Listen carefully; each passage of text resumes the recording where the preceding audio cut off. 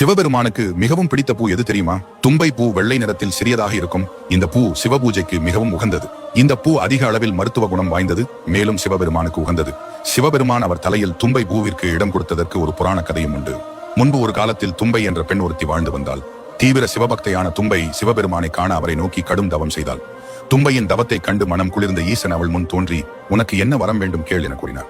அனைவரும் ஈசனின் திருவடியில் தான் இருக்க வேண்டும் என ஆசைப்படுவார்கள். ஆனால் ஈசனை நேரில் கண்டதால் ஏற்பட்ட பதற்றத்தில், ஐயனே, என்னுடைய திருமுடியின் மீது உங்களது திருவடி இருக்க வேண்டும் என்பதற்கு பதிலாக உங்களின் திருமுடி மீது என் திருவடி இருக்க வேண்டும் என வரத்தை மாற்றி கேட்டு விடுகிறாள். சிவபெருமானும் அப்படியே ஆக வேண்டும் என வரம் அளிக்கிறார்.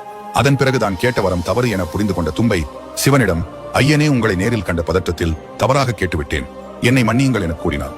உடனே சிவபெருமான், தும்பையே, உன்னுடைய பக்தி மிகவும் உயர்ந்தது, அதனால் நீ அடுத்த ஜென்மத்தில் பூவாக பிறந்து என் தலைமுடியை அலங்கரிப்பாய் என வரம் அளிக்கிறார். இப்படி தும்பை என்ற பெண்ணே பூவாக மாறினார்.